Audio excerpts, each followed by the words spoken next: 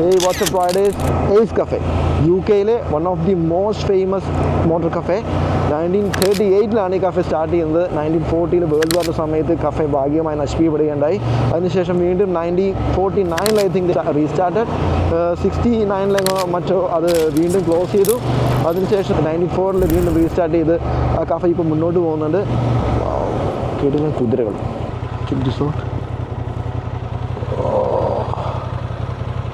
കാണാൻ പറ്റുന്നുണ്ടോ എന്ന് എനിക്കറിയില്ല, ബട്ട് നൈസ് കുതിരകളാണ്, അടിപൊളി. അപ്പോൾ നമ്മൾ പറഞ്ഞു വന്നത് എയ്സ് കഫേനെ പറ്റിയായിരുന്നു. 1994 അവർ വീണ്ടും റീസ്റ്റാർട്ട് ചെയ്തു. അങ്ങനെ അതിനുശേഷം അങ്ങോട്ടേക്ക് ഇപ്പോഴും ആ കഫേ അവിടെ ഫങ്ഷനിങ് ആണ്.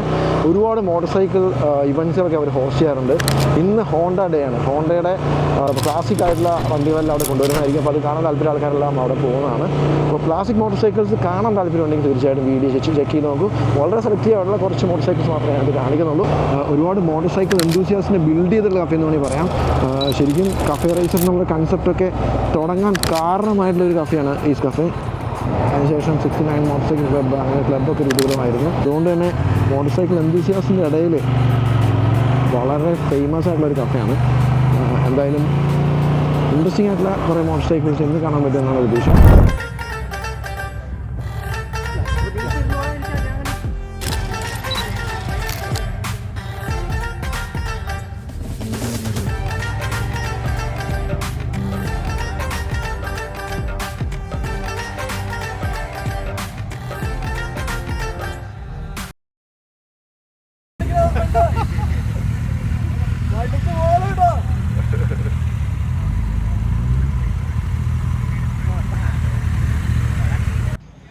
അവിടെ വന്ന ബൈക്കുകളിൽ ഞങ്ങൾ ഏറ്റവും കൂടുതൽ ആകർഷിച്ചത് ഹോണ്ടയുടെ ഈ കഫേ റൈസർ ബിൽഡാണ്. 1969 മുതൽ 2008 വരെ ഉണ്ടായിരുന്ന ഹോണ്ടയുടെ CB750യുടെ റേസിംഗ് വേരിയൻറ്റ് CR750 ആണ് ഈ ബൈക്ക്. വളരെ ബ്രൈറ്റ് ആയിട്ടുള്ള റെഡ് കളറും ഓപ്പൺ എയർ ഇൻടേക്കൊക്കെ ആയിട്ട് ഈ ബൈക്കിന് കണ്ണെടുക്കാനേ തോന്നുന്നുണ്ടായിരുന്നില്ല.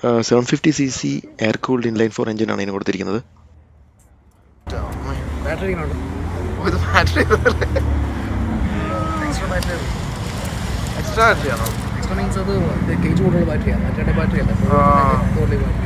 Additional battery. ശരിക്കും ഇതാണ് കഫേ റേസിംഗ് ഒക്കെ കൺസെപ്റ്റ് വരുന്ന സമയത്തുള്ള സാധനം അറിയാം. സ്ട്രീറ്റ് ലൈറ്റല്ലേ അടിപൊളി. നമ്മൾ ക്ലാസ്സിക് പിടിക്കാം. നമുക്കിത് ക്ലാസ്സിക് ഞാൻ കവർ ചെയ്യുന്നത് അധികം. അതെ, അതൊരു വേറെ ഫീലാണ്. ഇത് ഹോണ്ടയുടെ CB750 ആണ്. ഇൻലൈൻ 4 എഞ്ചിനാണ് അതിൻ്റെ ഫോർമേഷൻ വരുന്നത്. ഒരു മോട്ടോർ സൈക്കിളിന് ആദ്യമായിട്ട് സൂപ്പർ ബൈക്ക് എന്നൊക്കെ വിളിച്ചു തുടങ്ങിയത് ഈ വണ്ടി ഇറങ്ങിയതിന് ശേഷമാണ്. 1969 മുതൽ 2008 വരെ ഉണ്ടായിരുന്ന one of the most successful inline 4 ഫോർമേഷനുള്ള ഒരു വണ്ടിയാണ് CB750. നമ്മൾ അതിൻ്റെ റേസിംഗ് വേരിയൻറ്റ് CR750 ആദ്യം കണ്ടിരുന്നു. ഒരിക്കലും ഡിസ്കവറി ചാനലിൻ്റെ പ്രോഗ്രാമിനകത്ത് ഇതിനെ greatest motor cycle ever build എന്നൊക്കെ പറഞ്ഞ് വിശേഷിപ്പിച്ചിരുന്നു.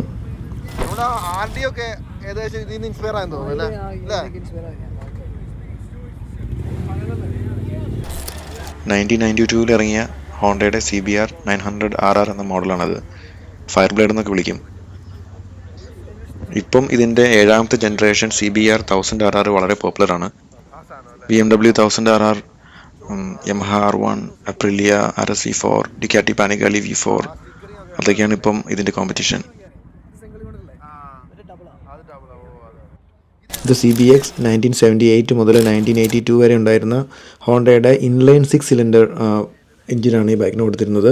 ഫോർട്ട്9 എന്ന യൂട്യൂബ് ചാനൽ ഫോളോ ചെയ്യുന്നവർക്കറിയാം. അതിലെ അവതാരകൻ റയാൻ ഫിഫ്റ്റിംഗറിൻ്റെ അഭിപ്രായ പ്രകാരം ബെസ്റ്റ് ബാലൻസ്ഡ് എഞ്ചിനാണ് ഈ ഇൻലൈൻ 6. ഓഫ് കോഴ്സ് എഞ്ചിൻ വളരെ ഹെവി ആയിരിക്കും. മെയിൻ്റനൻസ് വൈസും അത് അത്ര ഈസി ആയിരിക്കില്ല.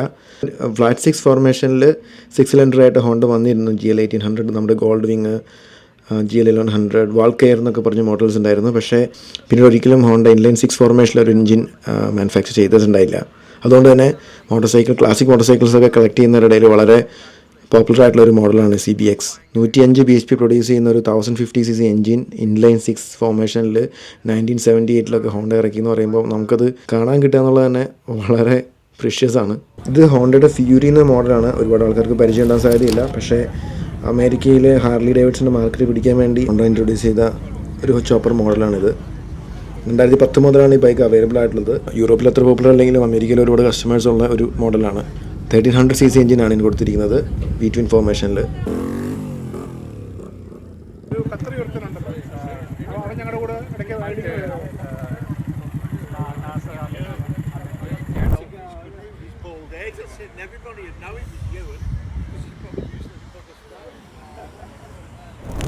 ഇവര് ഇത് സ്റ്റോക്കാണ് ഈ 3 ടയർ വരുന്നത് അല്ല അത് വെക്കുന്നല്ലേ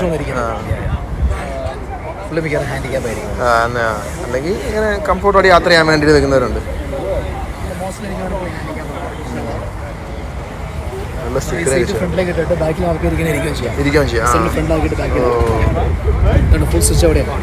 കൺട്രോളിലൂടെയാണല്ലേ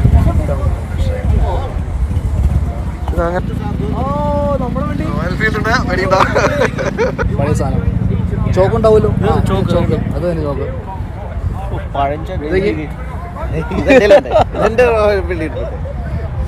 സമയല്ലേ അടിപൊളി അടിപൊളി കേട്ടോ. ഒന്നും പറയാൻ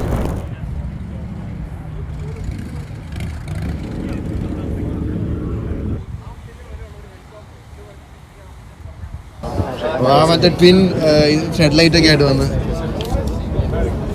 ഹോണ്ടയുടെ കളർ സ്കീം അവർ ഇപ്പോഴും അത് തന്നെ ആയിട്ടോ മെയിൻറ്റെയിൻ ചെയ്യുന്നത് അല്ലേ? ചെറിയൊരു ബ്ലൂ ഒക്കെ ഒന്ന് മാറ്റിയിട്ട് റെപ്സോൾ ഹോണ്ടയുടെ വെള്ളാൻ പറ്റിയ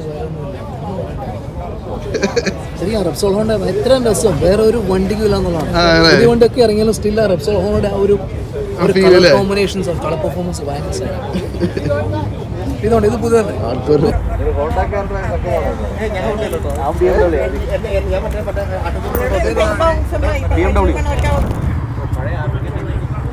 ഓ ഇത് പഴയതല്ലേ?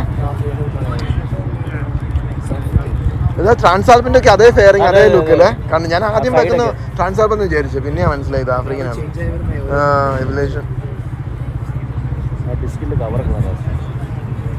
അതല്ലേ?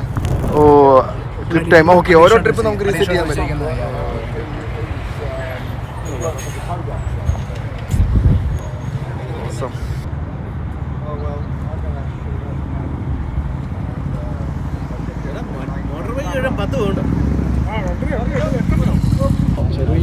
ഞാൻ ഇതൊരെണ്ണം നോക്കണ്ട കൊച്ചിന് വേണ്ടി. മങ്കി ബൈക്ക് കൊച്ചിന് വേണ്ടിട്ട് എനിക്ക് ഭയങ്കര രസം, ഒരു പ്രത്യേക രസം അത് കാണാൻ. അതിന്റെ ഓഫ് റോഡ് ട്രെയിലർ ഇട്ട് കഴിഞ്ഞാണല്ലോ അത്യാവശ്യം നമുക്ക് ഇത് ട്രെയിലർ എടുത്തോണ്ട് പോകാം അല്ലേടാ?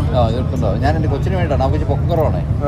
കാരണം ഞാൻ പഠിക്കാൻ വേണ്ടി 16+ നമുക്ക് 125 അല്ലേ? 125. ആ അപ്പൊ 16 വയസ്സ് കഴിഞ്ഞാൽ ലൈസൻസ് എടുക്കാം.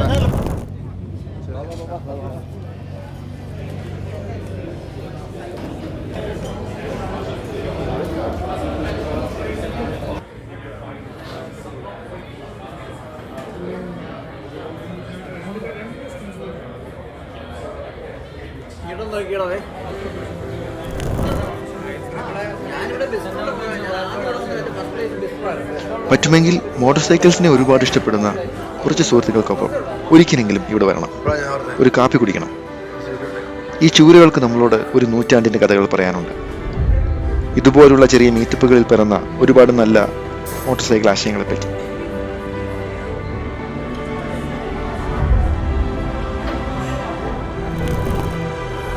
ഒരുപക്ഷെ ഇനി ഒരിക്കലും തിരിച്ചു വരാൻ സാധിക്കാത്ത അതിഥികളെപ്പറ്റി.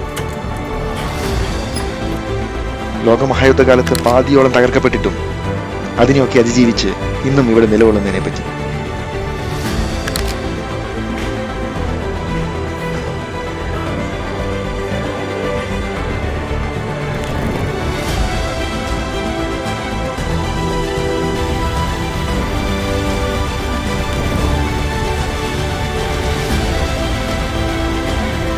ചെറിയ ഭക്ഷണമൊക്കെ കഴിച്ച് ഞങ്ങൾ അവിടെ നിന്ന് പിരിഞ്ഞു.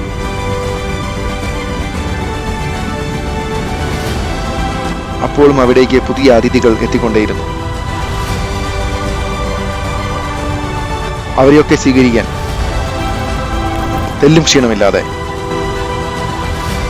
ലണ്ടനിലെ നോർത്ത് സർക്കുലർ റോഡിൽ ഏസ് കഫേ അങ്ങനെ തലയുയർത്തി പിടിച്ചു നിൽക്കുന്നുണ്ടായിരുന്നു.